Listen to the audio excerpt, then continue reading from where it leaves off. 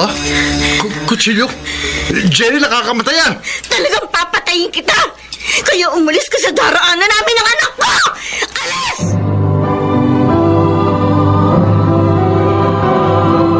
Handog ng DZRH ang tula sa kanyang panahon.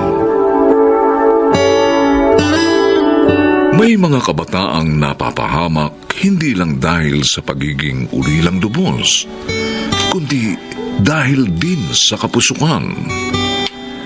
Ito ang naging karanasan ni Jerry sa ating dunang sa kanyang panahon.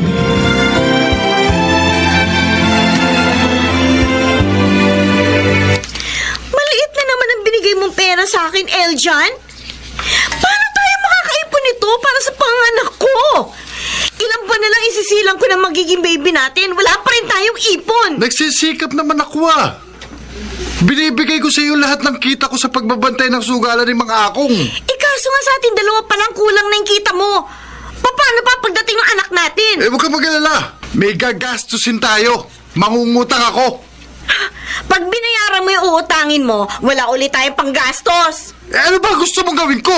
Tuparin mo yung pangako mo sa akin!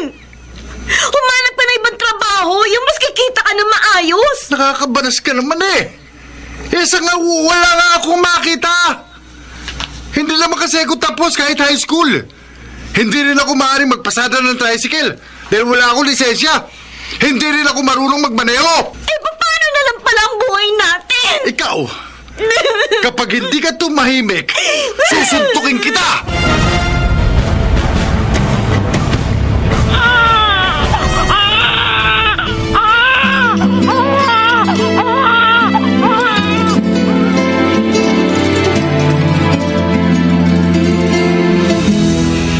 Salamat sa pagdalaw mo, Sally. Nabalitaan ko sa kapitbahay niyo na nanganak ka na last week. Ikaw talaga, hindi mo man lang ako tinawagan. Pasensya na. Hanggang ngayon kasi wala akong load eh. Kaya kahit text, wala. Hindi ko magawa. Ganun ba? Nakita ko si Eljan kanina. Naroon sa tindahan ni Aling Simang. Nagiinuman sila kasama ang barkada niyang si Makmak. Kaya nga nainis ko lalo sa kanya eh. Kulang na nga yung perang binibigay niya sa akin. Nakukuha pa niya magbisyo.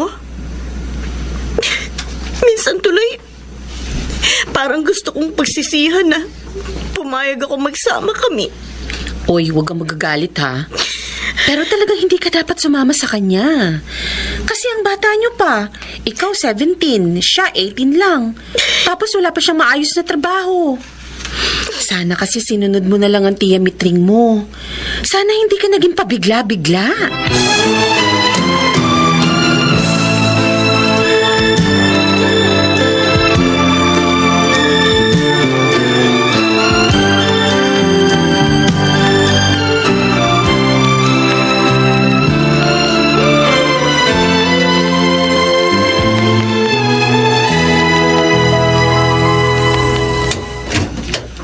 Jelly, ang pagkain natin. Lasing ka na naman. Sasabihin mo na naman, nilibre ka ni Makmak. Dahil nanalo siya sa sugalan, doon kina Mang Akong. Iyon naman talaga ang totoo eh. Kahit magtanong ka pa kina Mga Akong. Kahit libre yan, Eljan. Hindi pa rin tama yung ginagawa mo. Ano? Dahil nagiging bisyo mo na yan eh. Alam mo, darating ang panahon, hahanapin mo na yung alak na yan. Hanggang sa wala ka na ibibigay na pera sa akin para lang makainom ka ng alak. Tumigil ka na ha? Nagagalit ka dahil totoo yung sinasabi ko? O baka nga adi ka na nga dyan sa alak na yun eh! Iko, tumigil ka na! No. Ha? Ha? Nagaka! Ganyan ka pag napagsasabihan ka, nananakit ka! Ayaw mo talagang tumigil, ha? Ka talaga! Ha? Ha? Ano? Ha? Ganyan ka talaga, lalaki ka! Sana hindi na lang ako sumama sa'yo! Ganito lang pala magiging buhay ko!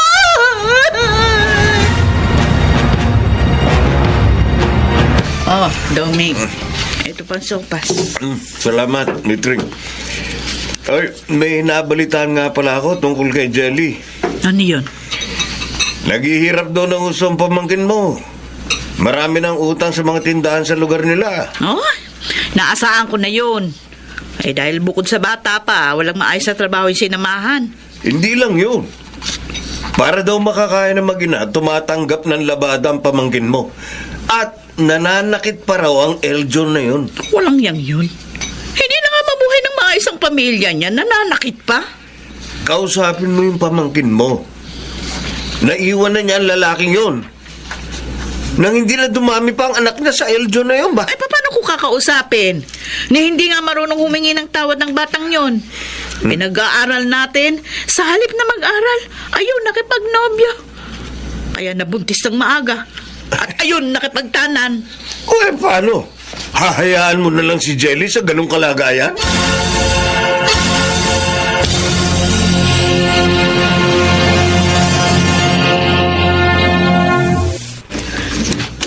Jelly, Jamitring. ako na nagpunta dito. Kahit na nga mula nung sumama ka magtanan sa Eljon na yun hindi ka man lang makadalaw sa bahay. Sorry po, Tia. Nahiya po ako sa inyo. Alam ko ang laki ng kasalanan ko. Nang mamatay si Inay at Itay, kinupkup niyo na ako. Pero naging matigas ang ulo ko. Naging mapusok. Maagang nag-asawa. Hindi mo asawang lalaking yun. Hindi naman kayo kasal.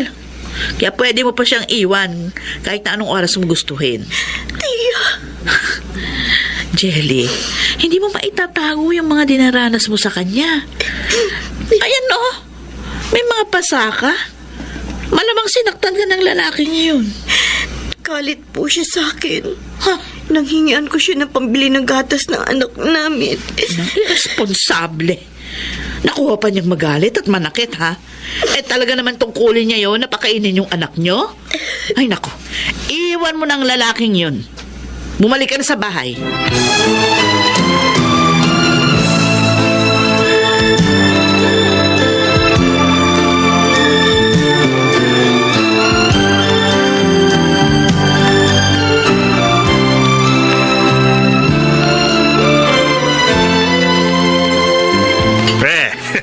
Nagpunta pala sa inyo si Aling Mitring.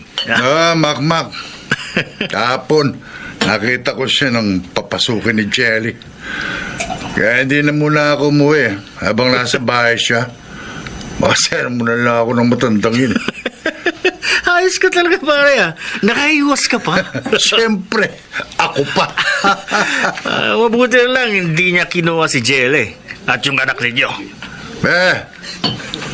Hindi ako papayag na iwan ako ni Jelly at ang anak namin.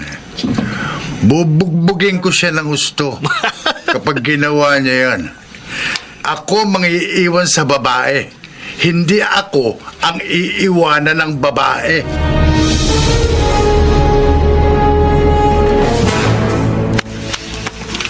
Jelly, bakit naka-empake ka? Saan kayo pupunta ng anak natin? Alis na kami dito. Iiwan ka na namin. Ano? Total, hindi ka naman nagbabago eh. Hindi kami mahalaga sa'yo. At saan ka pupunta? Ha? Sa tiyamitring mo? Hindi ka na tatanggapin, oy! Dahil ang tigas ng ulo mo at may anak ka na. Magiging pabigat ka lang sa kanila. Diyan ka nagkakamali, Eljan. Handa ang tiyahin ko na tanggapin kami ni Baby at tulungan ako makabangon. Yun! Kaya pala mayabang ka na, ha? Mayabang ka na! Ha? Ano? Sama mo talaga. Wala ka. Halos na lang ako. Sinaktan mo pa ako. Mayabang ka eh! Kala mo kaya mo na ako? Pero ito na ang huling pananakit mo sa akin. Sa susunod na suntukin mo pa ako, sisiguraduhin kong masasaksak naman kita. Jelly! Nakakamatay yan! Talagang papatayin kita! Kaya umalis ka sa darahanan namin ng anak ko! Alis!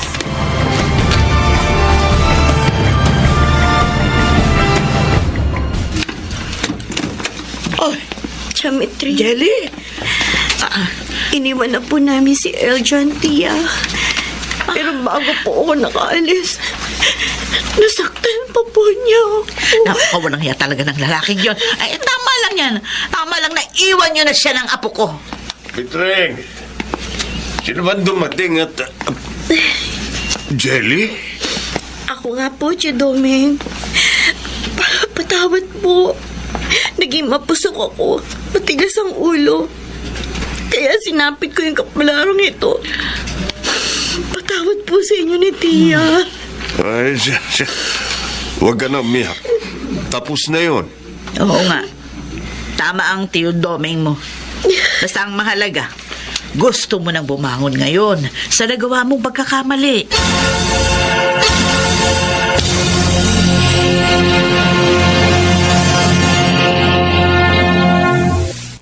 Walang iya ka, Jelly. Kala mo hindi ako makagaganti siya. Naunahan mo lang ako sa kutsilyong hawak mo. Pero ngayon, patay ka na sa akin. Dahil hindi ka nabubuhayan nitong dalakong gasolina. Bubuhusan ko ng gasolina ang kwartong ito at saka ako sisintihan. Ayan, binubuhusan ko na. Ayan, naibuhos ko ng gasolina. Ngayon naman, sisindihan ko na. Mamamatay ka na, Jelly!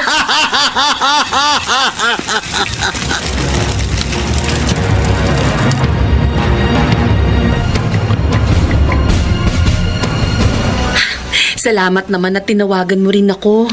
Narito ka na pala uli kina Aling Mitring. Oo, Sally. 3 weeks na. Nagtitinda na nga ako ng ulam dyan sa harap nitong bahay eh. Para may kitain naman ako kahit paano. Pero sabi ni Tia, mag-aral daw ako ulit sa pasukan. Ba, okay yan. Ang bait talaga sa'yo ng tiyo mo, no? Ay, totoo yun. Ako lang talaga ang may kasalanan. Kaya ako, eto, dalagang ina ngayon. Kaya, alam mo, hindi ko na talaga sasayangin pang kabaitan nila sa akin. Talagang mag-aaral na ako mabuti. Hindi lang para sa akin, kundi para na rin sa aking anak. Talagang dapat mong gawin yan. Dahil malabo ka na matulungan ni Eljan sa mga pangangailangan mo sa anak mo. Uy, alam mo ba nangyari sa kanya? Bakit? Hindi, ano ba nangyari? Sabi ng kaibigan ko na taga roon sa lugar nyo, hinuli daw siya ng mga pulis nung Makalawa. O bakit anong ginawa niya? Lasing na lasing, nagwala at sinunog ang bahay nyo. Ano? Ginawa niya yun? Oo. At sa galit ng mga tao na nadamay sa sunog, ayun, binugbog siya at ipinahuli sa mga pulis. Kaya ngayon, tsak na makukulong siya. Pinagdimlan na talaga ng espiritu ng alak ang pag-iisip niya. Ay, salamat na lang sa Diyos. Nakahiwalay na ako sa kanya. At ngayon, ay handa ng magbagong buhay.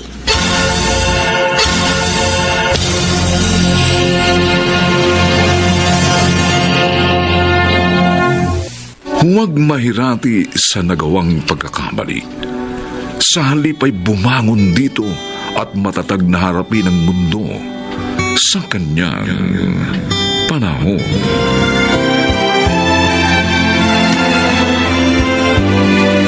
Nagsiganap, Chiquit del Carmen Amor, Phil Cruz, Rosana Villegas, Lionel Benjamin, Jenaline de la Cruz, Maynard Landicho Jr., Special Sound Effects Jerry Mutia, Technical Supervision Eric Lucero at Bong Muyar, Music and Scoring Buboy Salonga.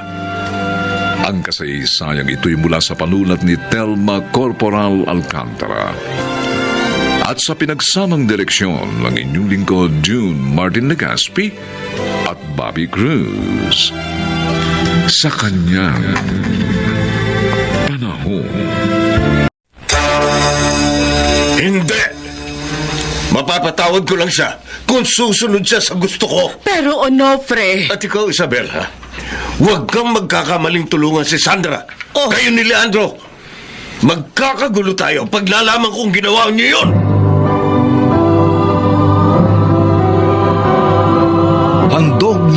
DZRH ang tula sa kanyang panahon. May mga magulang na ang gusto'y makita ang kanilang sarili sa kanilang mga anak. Nasumunod ang mga ito sa kanilang mga yapak. Kaya naman lahat ay kanilang ginagawa upang ito ay matupad. Mga kaibigan, ito po ang naging karanasan ni Sandra sa ating dunang sa kanyang panahon.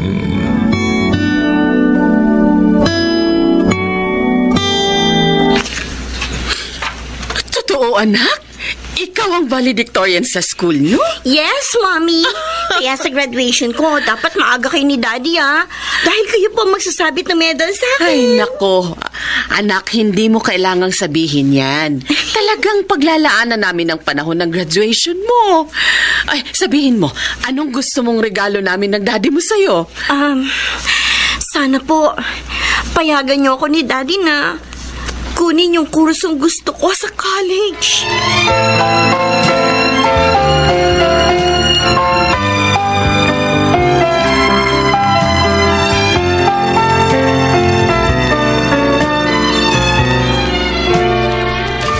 Ano raw ba ang gustong kuning kurso ng bunso natin, Isabel?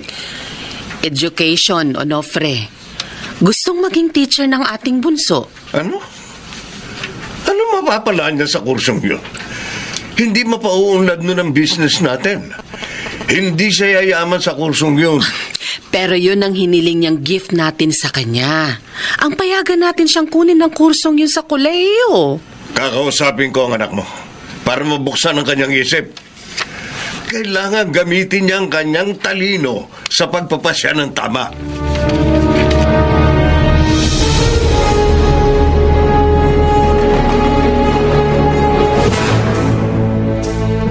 Pero Daddy, bata pa ako, pangarap ko ng maging teacher. Hindi ka yayaman dyan, anak. Mapapagod ka pa ng sobra. Tama si Daddy, sis. Matutulad ka sa ibang teacher na kahit nasa bahay na at weekend na, trabaho pa rin para sa mga estudyante nilang ginagawa. Baka tumanda ka ring dalaga. Kuya Leandro, hindi naman lahat ng teacher tumatandang dalaga. At saka hindi ko talaga linya yung pagninegosyo. Kung gugustuhin mo, madaling matutuhan yon. Matalino ka. Anak, hindi ka mapapasama kapag sinunod mo ko. Tingnan mo Kuya Leandro mo at ang ate Ditas mo. Mga mahuhusay na silang negosyante ngayon. Daddy, hindi po parehong pangarap at kapalaran ng mga tao. Sana naman maunawaan niyo ko. Matigas talaga ang ulo mo. Kapag sinuway mo ko, Sandra, hindi ako aten sa graduation mo. Daddy, huwag naman pong ganun. Buo na pa siya ko. Pag hindi mo ako sinunod na business management lang kunin mo, hindi ako aten sa graduation mo. At hindi ko na rin gagastusan ang pag-aaral mo sa kolegyo.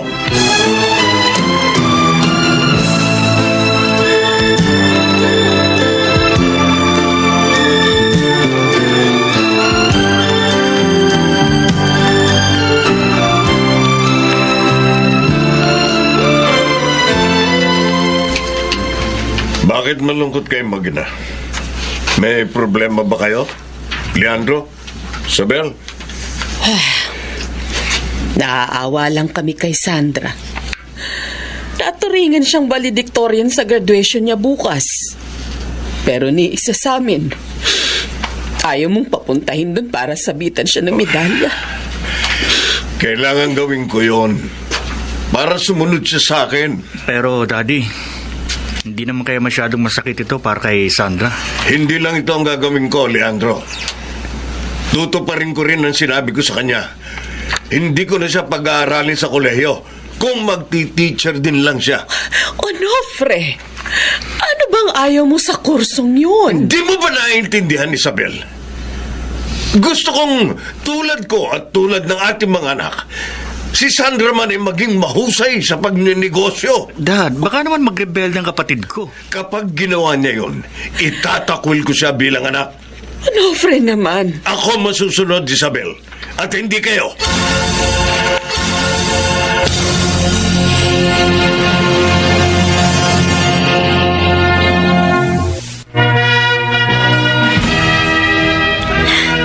Tinupad talaga ni Daddy yung banta niya. Hindi nga sila nagpunta siya sa graduation ko, Janine. Grabe naman si Ma Onofre. Hindi na naawa sa'yo. Ikaw pa naman ang valedictorian. Dahil sa ginawa niya, hindi na ako maasa pa na pag-aaralin pa niya ako sa college. Talagang pati yun kasama sa banta niya? Oo, Janine. Oo, kawawa ka naman. Eh kung iba na lang kaya ang kunin mong course para makapag-aral ka. Janine, ayoko magsayang ng panahon. Isa pa, baka hindi ako matuto. Kung hindi ko gusto yung kurso kukunin ko. O anong balak mo ngayon? Hihinto ka sa pag-aaral? Maghahanap ako ng university na nagbibigay ng scholarship para makapag-aral ako. Paano yung ibang gastusin mo? Magtatrabaho ko. At sisimulan ko na yun ngayong bakasyon. Ah, okay. Tamang-tama, Sandra. Ha? Nangangailangan na encoder sa office namin. Kung gusto mo, ipapasok kita.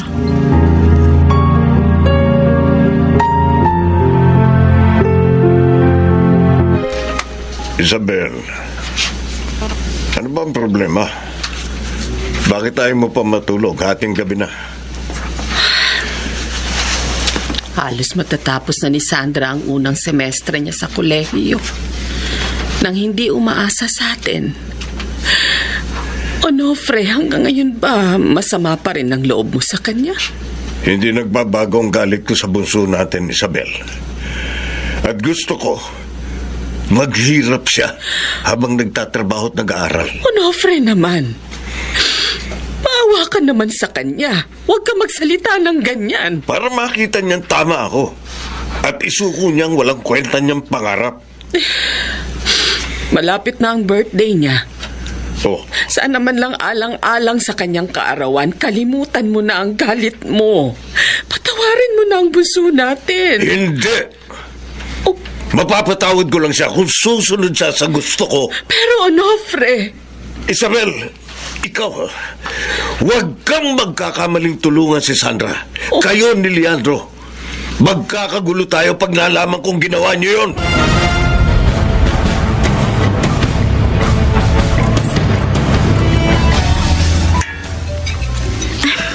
Bakit po tayo nagpunta dito sa restaurant, Mommy? Kuya Leandro? dahil birthday mo ngayon, anak. Mommy?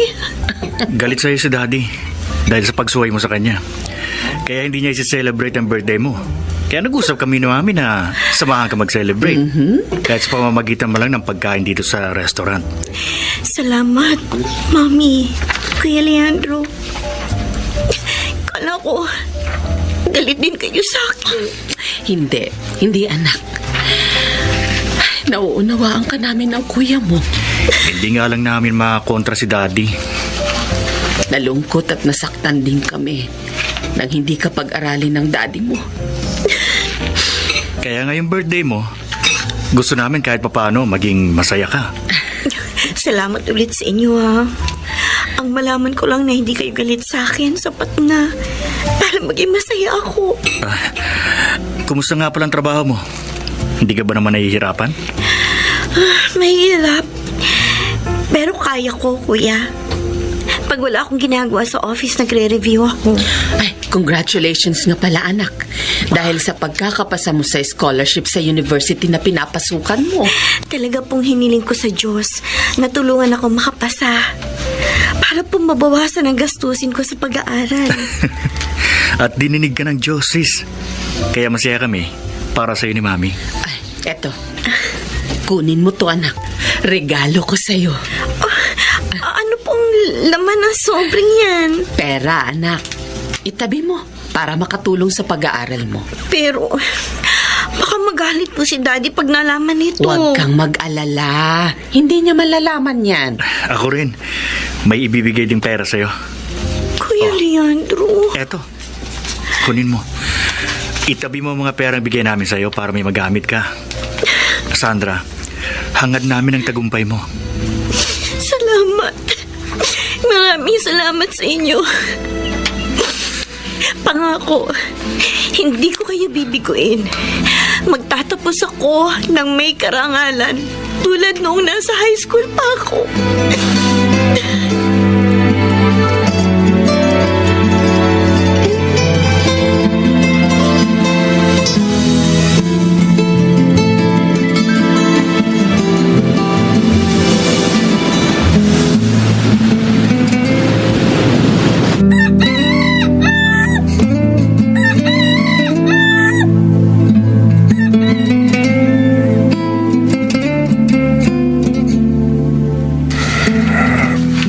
Paring Conrado, nakikiramay ako.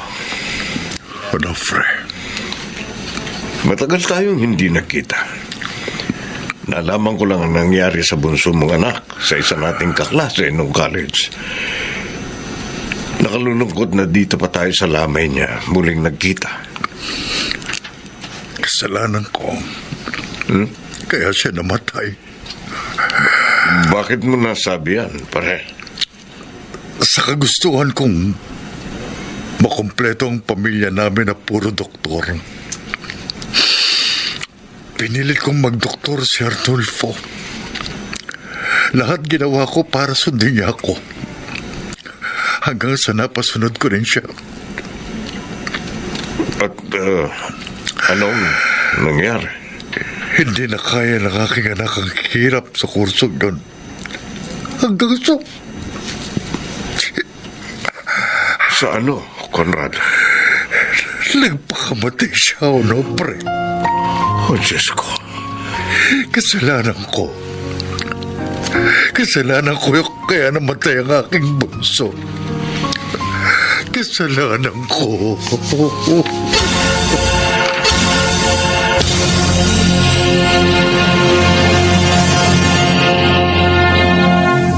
Onofre, tumawag ang paborito nating caterer. Hinahanap ka. Nakausap ko na siya, Isabel. Eh, nagpapakater ka ba? Kailan? Bakit? Anong okasyon? Hindi ba bukas na ang graduation ni Sandra? Oo, at cum laude siya. Kaya pasensya ka na.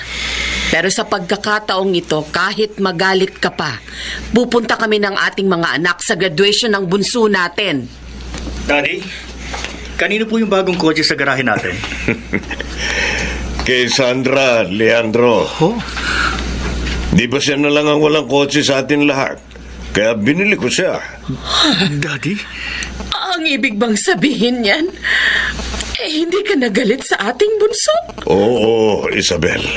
Oh, Namulat na ako sa aking pagkakamali. Hindi ko nga pala dapat pilitin ang ating anak sa kung anong gusto ko. Dahil siyang higit na nakakaalam kung anong makakaya niya. salamat naman. Nagliwanag din ang isip mo. Sasabihin ko kagad dito kay Sandra pagdating niya. Oh, wag anak. Gusto ko siyang sorpresahin. Nagpakater na rin ako ng pagsasaluhan natin bukas.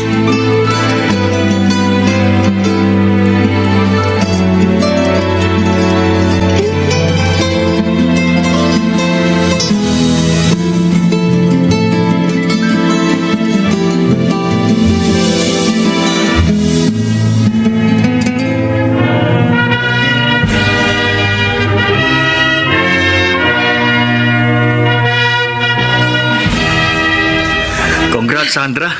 Ang galing mo talaga. Salamat, Kuya Leandro. Binabati kita, anak. Ngayon, natupad mo na ang pangarap mo. Salamat po, Mami. Ay, sayang nga lang. Wala si Daddy. Narito ako, anak. Daddy? Kayo nga! Salamat po. Salamat nagpunta kayo, Daddy.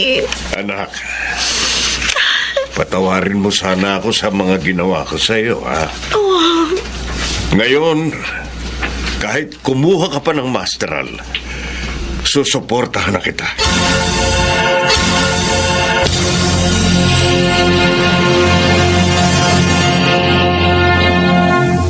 Ang mga magulang ay inilagay hindi upang saklawan ang kanilang mga anak, kundi upang gabayan ang mga ito sa katuparan ng kanilang mga pangarap at upang maging matagumpay sa kanyang panahon.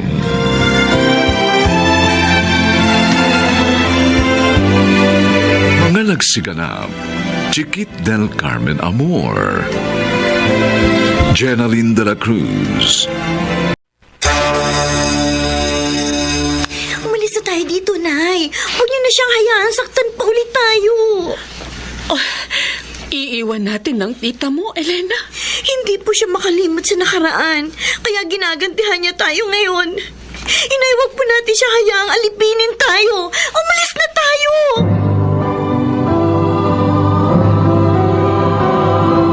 Handog ng DZRH ang tula sa kanyang panahon. May mga taong ginagamit ang pagtulong upang mapahirapan ang kanyang kapwa. Ito ang naging karanasan ni Conchita sa ating dunang sa kanyang panahon. Ngayong nailibing na si Conrado, Rosita. Siguro naman, panahon na para maningil ako doon sa mga naitulong ko sa inyo. Oo, Ate Conchita. Anong ibig mong sabihin? Ang hina naman ng kukote mo. Ay di yung perang binigay ko sa inyo. Nung na-hospital yung asawa mo, ano pa? Pero ang sabi mo sa akin tulong mo yun sa amin. O diba? Nakatulong naman ang pera ko yun nga lang. Talagang malala na yung sakit ni Conrado. Kaya namatay pa rin. Pero wala akong sinabi na libre yun na hindi nyo babayaran ng halagang nakuha nyo sa akin. Aba, malaking halaga rin yun, ano? Tita, wala pa po kaming maibabayad doon ngayon Oh? Maghahanap pa nga lang po ako ng trabaho. Meron kayong maibabayad. Po? Itong bahay at lupa nyo. Kukunin ko ito para mabayaran nyo na yung malaking bahagi na nakuha nyong pera. Ano? Oh, ba't nagulat ka? Pero tita, pundar po ito ni na Inay at Itay. Ito na lang po ang alaalang naiwan sa amin ni Itay. Wala akong pakialam. Ang importante sa akin, bumalik yung pera ko. At kayong mag-ina, ha? Sa bahay ko na kayo titira. Maninilbihan kayo sa akin. Tamang-tama, wala akong katulong ngayon. Ate, Bakit naman po, Tita Conchita? Bayad pa rin yun doon sa utang nyo sa akin. Kaya simulan nyo nang mag-impake ng mga gamit nyo, ayusin nyo na.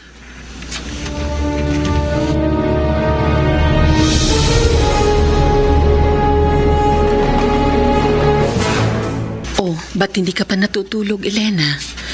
Marami tayong ginawa kanina dito sa bahay ni Ate Conchita. Hindi ka ba napagod?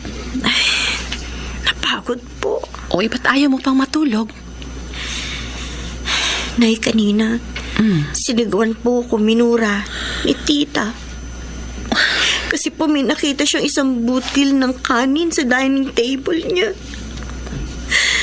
Bakit ganun siya? Galit na galit agad sa konting pagkakamali ko. Kayo rin, kapag salitaan niya, parang hindi niya kayo kapatid. Ay, hayaan mo na. Mainit lang siguro ang ulo ng tita mo, anak. Hindi Hindi po ganun ang pakiramdam ko. Tingin ko, galit talaga siya sa atin. Bakit ganun? Ano bang ikinagagalit niya?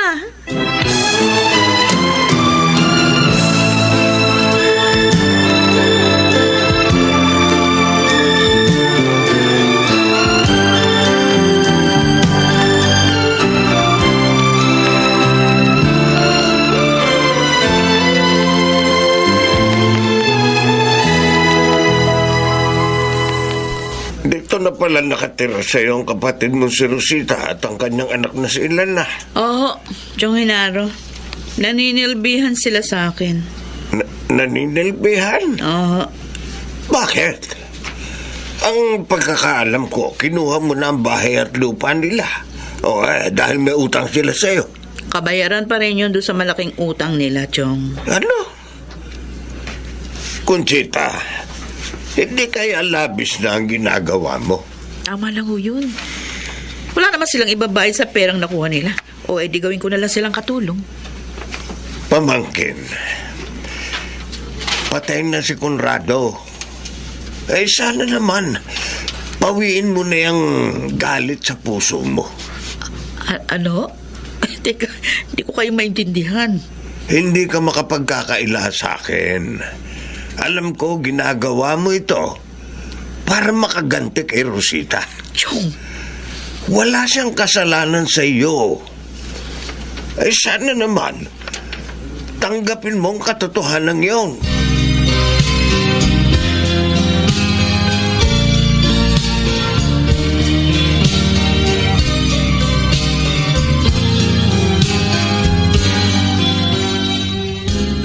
Akala ko pa naman, dahil nakatira na kayo sa mayamang tiyahin mo, mababawasan ang hirap ninyo ni Aling Rosita. Hindi pala. Parang lalo pang naragdagan ng hirap namin eh. Dahil trabahong kalabaw kami sa bahay ni tita. Kahit nga sa pagkain, ibang pagkain sa pagkain namin. Hindi kapatid ang turing niya kay inay.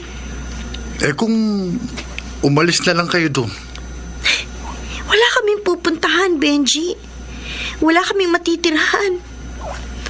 At wala rin kaming trabaho ni inay. Kaya gustuhin ko mang sabihin yun kay inay. Wala, hindi ko magawa. hayaan mo. Kakausapin ko si Itay. Baka matulungan niya kayo. Ay, naku. Wag na, nakakahiya naman, Benji. Elena, magkaibigan ang mga magulang natin. At maging tayong dalawa. Kaya huwag ka nang mahiya.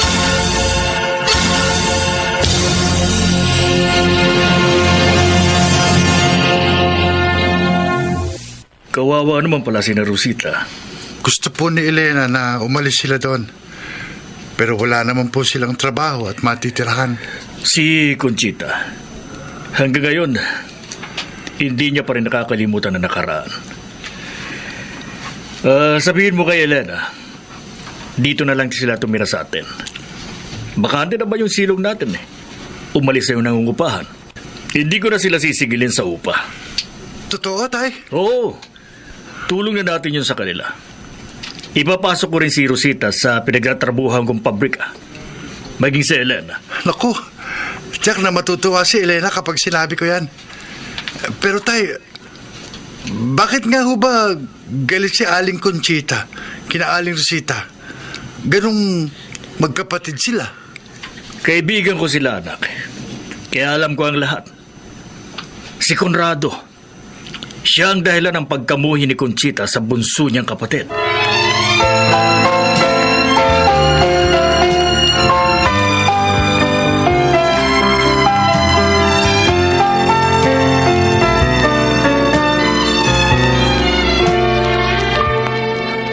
Rosita! Elena! Halika kayong dalawa! Ay, sandali lang, ate. Bilis! Huwag niyo ako paghintayin! Ate, bakit? Bakit ka dyan? Ako ang dapat magtanong sa inyong mag-ina. Nasaan yung singsing ko na nakapatong dito sa tukador ko? Ha? Nasaan? Oh, wala naman po ako nakitang singsing nang maglinis ako dito sa kwarto niyo. Sinungaling ka? Ate! Rosita! Parang mo naman silang palang anak ko. Eh, nagsisinungaling siya. Tandang-tanda ko. Dito ko nilagay yung singsing ko bago ako matulog kagabi. Pagkatapos sasabihin niya wala siyang nakita, eh siya lang naman yung naglinis itong kwarto. Talaga naman po wala po ako nakita. Hindi po ako nagsisinungaling. Ate, tama na yan! Kaya pag sinungaling mo, ha? Hindi magnanakaw ang anak ko. Hindi niya kukunin ang singsing mo. Baka kung saan mo lang nailagay yun. Kinakampihan mo ba yung anak mo? Siguro kasabot ka sa pagnanakaw sa akin, ano? Oh, hindi totoo yan, ate. Kilala mo ako. Mula pa pagkabata, hindi ako kumukuha ng hindi sa akin. Sinungaling! Plastic! Hinagaw mo sa akin si Conrado. Kaya ikaw ang pinakasalan niya. Una kami nagkakilala, pero nung makita ka niya, nawala yung pansin niya sa akin. Nagkataon lang na akong minahal niya. Ate, bakit ba hindi mo pa rin matanggap yun? Dahil ba mas maganda ka at mas matalino kaysa sa akin? Kaya iniisip mo na lahat ay makukuha mo? Oh, totoo naman. Kaya nga akong yumaman sa ating dalawa. At ikaw, dukha pa rin hanggang ngayon. Dukha na alila ko lang. Dukha man ako. Mapalad pa rin ako. Dahil walang bigat sa puso ko. Wala akong kinikimkim na galit. Hindi katulad mo. Sa kabila ng marami mong salapi, tumanda kang walang asawa, tumanda kang malungkot dahil hindi ka makalimot sa iyong kabiguan. Walang niya ka talaga! Walang niya! Ate!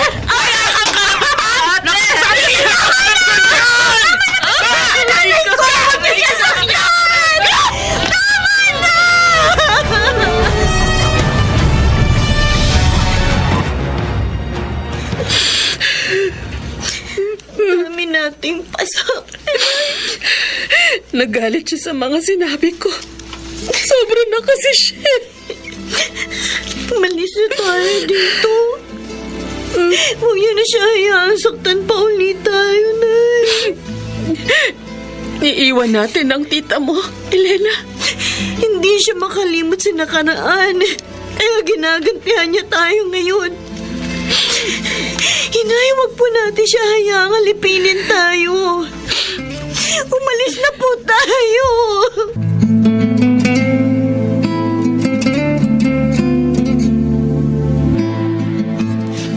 Oh, kadarating mo lang, Rosita.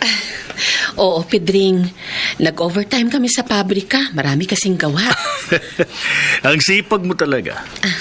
Hindi kami nagkamali ng pagtulong sa inyong mag-ina. Si Elena, puring-puri din siya sa trabaho niya sa pabrika. Masipag daw at pulidong gumawa.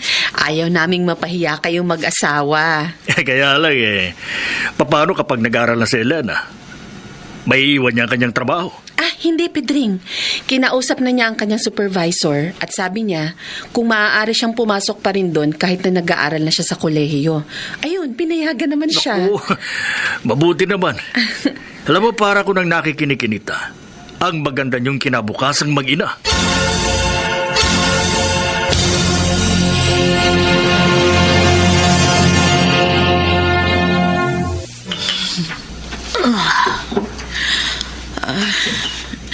Halos mag-iisang taon na mula nang iwan ako ni Rosita at Elena.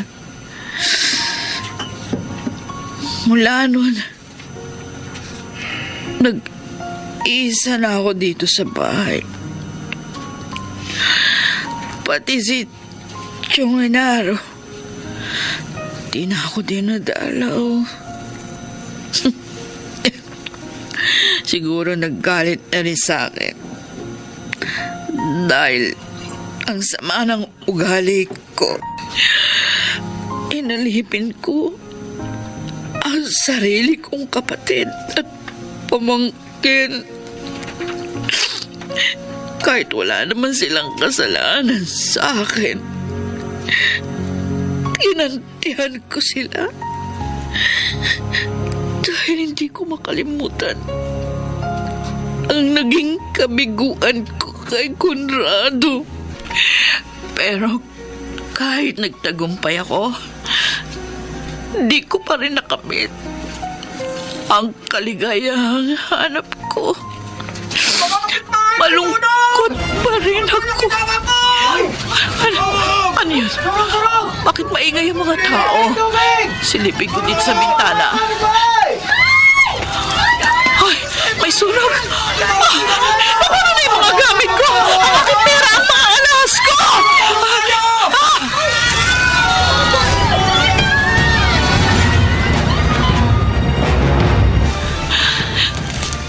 Chong Enaro. Nalaman ko malaking sunog na nangyari sa inyo. Kaya agad ako nagpunta dito sa evacuation center. Nadamay sa malaking sunog na yun ang bahay ko, Chong. Sarili ko lang ang nailigtas ko. Ang mahalaga, buhay ka, Conchita. May mga kasama akong dumalaw sa'yo. Ate Conchita. Tita. Rosita. Elena. Gusto naming makita ka, ate. At malaman ang kalagayan mo. Totoo po yun, Tita. Kaya kahit galit po kayo sa amin, nagpunta pa rin po kami dito. Salamat sa inyo. Sa kabila ng mga nagawa kong masama, narito pa rin kayo. Dahil mahal na mahal ka namin, ate. At handa kaming tulungan kayong makabangon, tita. Salamat. Salamat sa inyo. At patawad. Patawarin niyo ako sa mga pagmamalabis ko. Siguro, niloob ng Diyos na mangyari ito para mamulat ako.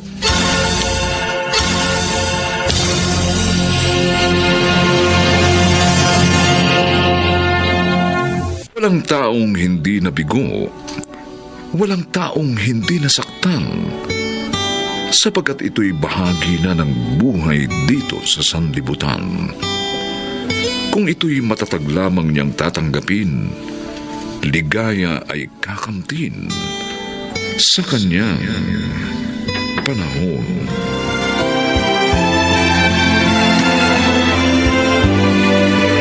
Mga nagsiganap: Rosana Villegas, Jenaline de la Cruz, Chiquit del Carmen Amor, Lionel Benjamin, Maynard Landicho Jr. at Phil Cruz. Special Sound Effects Jerry Mutia. Technical Supervision Eric Lucero at Bong Buyar. Musical Scoring Buboy Salonga. Ang kasaysayang ito'y mula sa panulat ni Telma Corporal Alcantara. At sa pinagsamang direksyon ng inyong lingkod June Martin Legaspi at Bobby Cruz. Sa kanyang panahon. Siya po ang boss ko, Nay. Ang bago niyong customer, si Kuya Jeffrey. Jeffrey? Anak! Kayo? Nay, ibig niyo sabihin, siya ang anak ninyong nang iiwan sa inyo? Iniwan ko siya dahil binigyan niya ng dungis ang pagkatao ko. Isa siyang masamang babae!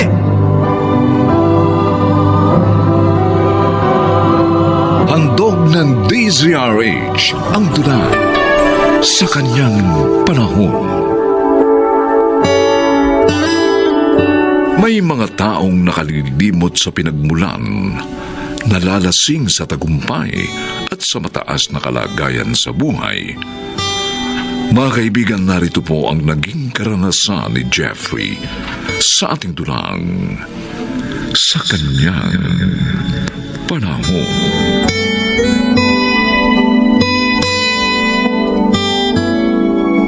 Sarap naman itong dalawang ulam, Ronnie. Masarap talaga magluto, nanay ko, Sir Oo, Jeffrey.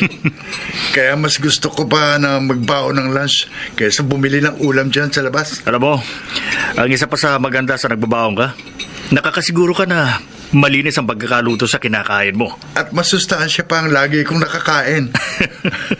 No wonder. Malusog ka. At lulusog ka rin, sir. Dahil lagi kitang binibigyan sa lahat ng baong ko. Alam mo, ang swerte mo sa nanay mo. Mapagmahal na, masarap ang magluto. Talagang mapalad po ako sa kanya, sir. Dahil sa kabila ng lahat, tinulungan niya ako. Kaya naman ngayon, naabot ko ang tagumpay.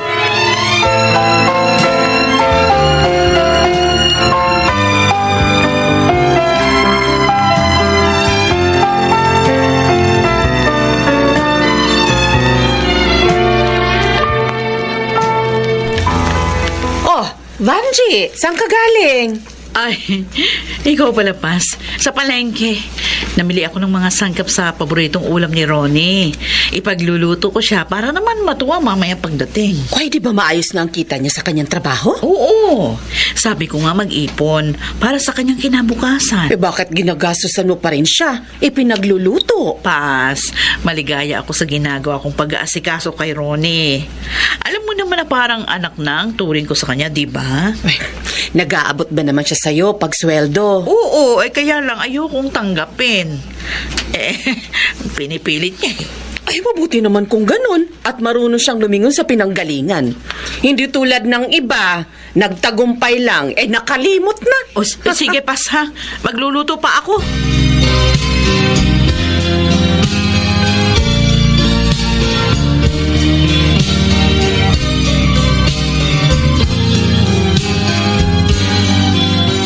Kukunin ko na ang telang ito. Pati na rin yung pabango, Ma'am Rose. Salamat, Ronnie. Pero pwede ba, Ate Rose na lang ang itawag mo sa akin? Wala naman tayo sa opisina ninyo. Kaya naman, girlfriend ka ni Sir Jeffrey. Tapos, ate lang itatawag ko sa'yo. Ronnie, kami ni Rose ang nag-usap tungkol dyan. Kasi magaan ang loob namin sa'yo. Dahil mabait ka. Kaya napagkasunduan namin ni Jeffrey na wag mo na kami tawaging ma'am at sir. Pero, Kaibigan ang turing namin sa'yo, kaya sana pagbigyan mo kami. sige. Ate Rose, Kuya Jeffrey. Yan, Yun. ganyan. Pero teka, kanino mo ba ibibigay ang tela at pabangong binili mo sa akin? Sa nanay ko, ate. Birthday ba niya? Hindi. Gusto ko lang bilan siya niyan. Nakakatuwa ka naman. Mahal na mahal mong nanay mo, ha? Actually, hindi ko po siya tunay na ina. Ah. 14 years old po ako nang kupkupin niya ako. At tulungan. Mula noon, itinuring na niya akong anak. Minahal at pinag-aral. Ang bait naman pala niya. Tama ka, ate. Napakabait niya. Kaya gusto kong gantihan ang kanyang kabutihan. Ronnie, wala ba siyang pamilya? Biyuda na siya, Kuya Jeffrey. At kinalimutan naman ang sarili niyang anak. Iniwan siya. Ha? Kawawa naman pala siya.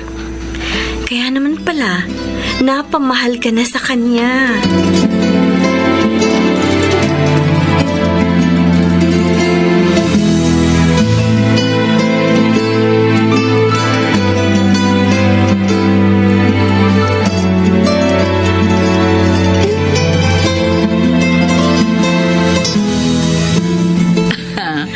Magaling ka talagang mananahay, Pas. Siyempre. Komportable ko dito sa tinahi mo na binigay sa aking tela ni Ronnie. Salamat naman at hanggang ngayon ay nagugustuhan mo pa rin ang mga tinatahi ko sa'yo. Nay! Ay, naku, Nay! dumating na si Ronnie. Anak, narito kami sa loob. Nay! Oh, Ay! Aling Pas, narito pala kayo. Oh, Ronnie, inihatid ko ang damit na ipinatahi nitong nanay mo. Mabuti. Natahi na yan.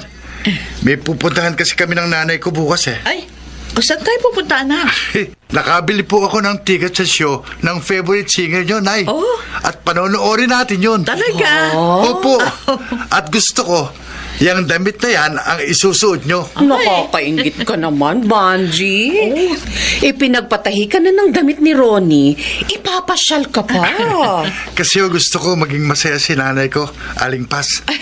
Maswerte ang kaibigan ko sa pagkupkup niya sa'yo. Abay, daig mo pa ang tunay niyang anak. Nanilimot siya at iniwan na lang. Kasalanan ko naman. Kaya na nagawa yun. Nay, huwag kayo umiyak. Wala ho kayong kasalanan. Kung may mali man kayong nagawa, yun ay sa kagustuhan ninyong mabuhay siya at mabigyan ng magandang kinabukasan. Tama. Tama si Ronnie, Banji. At dapat naunawaan niyo ng anak mo. Alam nyo, kung makikilala ko lang yung anak ninyo, pagsasabihan ko siya, ipamumukha ko sa kanya ang pagkakamali niya.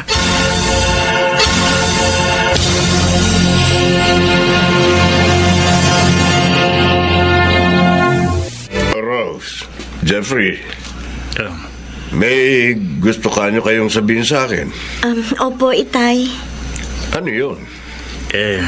Tay, gusto na po sana naming magpakasal ni Rose. Ganun ba? Oo. Well, sige. Wala akong tutol. Naku, salamat po, Tatay Efren. Total naman, nasa hustong gulang na kayo. At may maayos ng trabaho. At matagal ka na rin namin kilala, Jeffrey. Kaya walang dahilan para ako tumutol. Sabi ko na sa'yo, Jeffrey, hindi tututol si Itay. Sana lang, Jeffrey, maging tapat ka sa anak ko. At huwag mong sasaktan ng damdamin niya. Makakaasa po kayong gagawin ko yon. So, anong plano niyo para sa inyong kasal?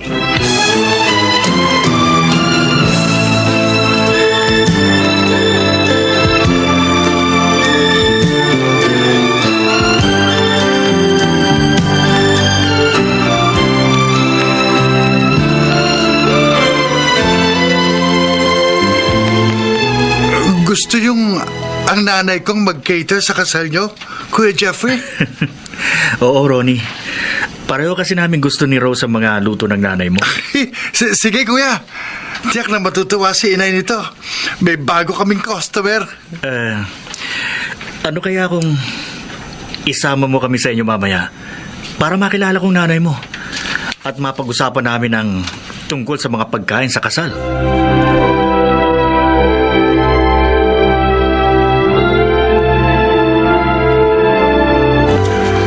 Siya po ang boss ko, Nay.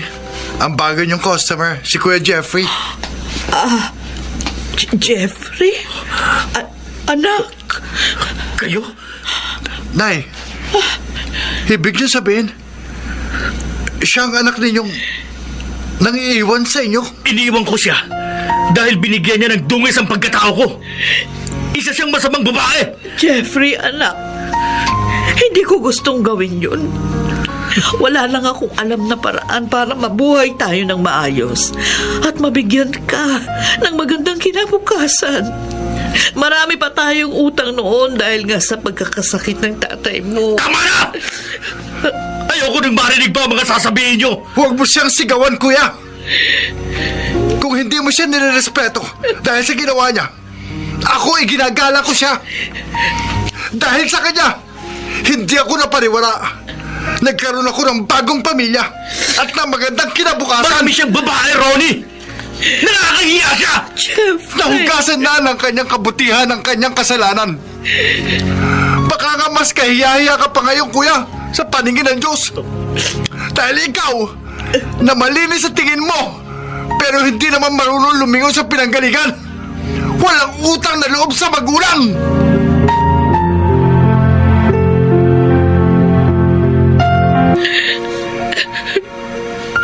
Umalis na si Jeffrey.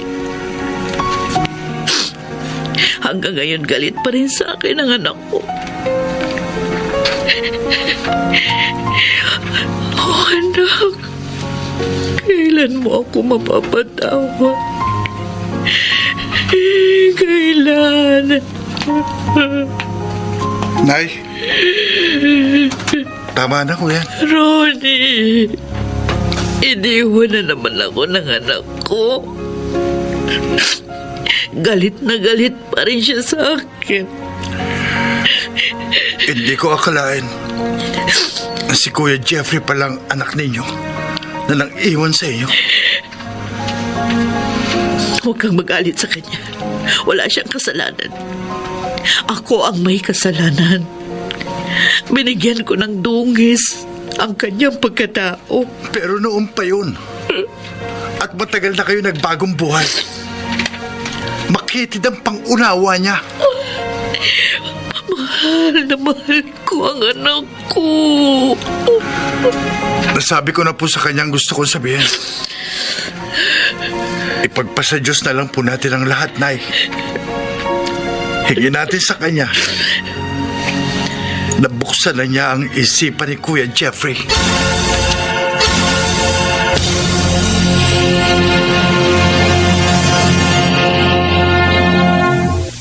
At yun palang dahilan kaya malungkot ka. Jeffrey, bakit? Bakit pati sa akin naglihim ka? Ang sabi mo, ulila ka na. Yun pala, iniwan mo ngayong ina. Rose, I'm sorry. Gusto ko kasi sana na kalimutan na siya. Jeffrey! Matapos kang pag-aralin ng nanay mo, bigyan ng buhay at magandang kinabukasan. Yan pa ang gagawin mo. Alam mo ba kung anong tawag sa ganyang ugali mo? Tatay Efren, Walang utang na loob. Walang awa sa magulang na nagpakasakit para sa'yo. Oo, naging marumi ang kanyang trabaho. Pero sana, ikaw na anak niya, ikaw ang unang umunawa sa kanya dahil ikaw ang dahilan ng lahat ng yon. Masyado kanyang minahal. Kaya kahit sarili niya, isinakripisyo niya para lang sa'yo. Paano pala kung sabihin ko sa'yo na minsan sa buhay ko, laging magnanakaw ako? Tatay Efren, Totoo ang narinig mo, Jeffrey. Oo, minsan nakapagnakaw ako. Maliit pa nun si Rose. May sakit ang asawa ko, nagkataon pang wala akong trabaho. Umiiyak noon si Rose dahil sa gutom. Kaya naisipan kong mang-umit ng ilang dilata sa isang grocery. Nahuli ako. Salamat na lamang at naawa sa akin ang may-ari ng grocery. At sa halip na ipakulong ako, ibinigay na lang niya sa akin ang mga dilata. Sinamahan niya ako pa uwi ng bahay namin at nang makita niyang totoong sinasabi ko, tinulungan niya ako. Kinuha niya ako para magtrabaho sa kanya. Pero kahit minsan, hindi namin iniwan o ikinahiya si Itay. Dahil mahal namin siya. At alam namin na hindi niya rin gusto ang ginawa niya. Ngayong alam mo na ang dungis ng pagkatao ko, ang lihim ng pamilya namin. Iiwan mo rin ba ang anak ko? Tulad ng ginawa mo sa iyong ina.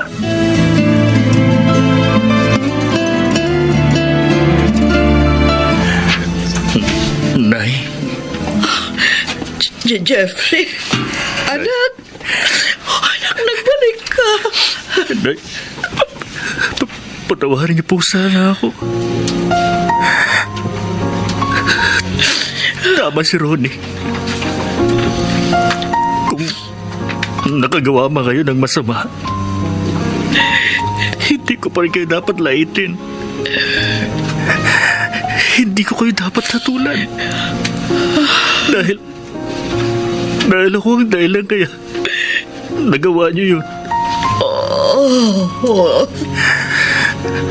Maraming salamat, anak. Maraming salamat sa pangunawa mo. Nay, ipinapangako ko po sa inyo. Hindi na po yun mauulit. Kahit kailan. Tama na. Hindi ko na kayo sasaktan pa. Hindi ko na sasaktan ng inyong kalooban.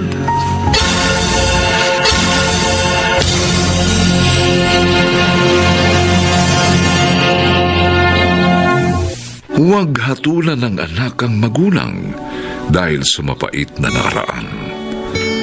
Pagkat tanging ang Diyos lamang ang dapat magbigay ng kanyang kahatulan sa kanyang panahon.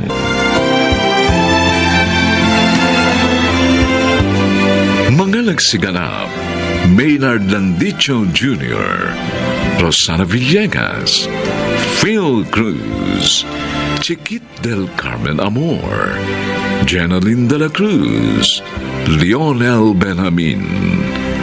Special Sound Effects, Jerry Mutia. Technical Supervision, Eric Lucero at Bong Muyar.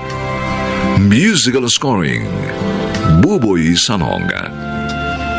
Ang kasaysayang ito'y mula sa panulat ni Thelma Corporal Alcantara at sa pinagsamang direksyon ng inyong lingkod June Martin de Gaspi at Bobby Cruz. Sa kanya panahon.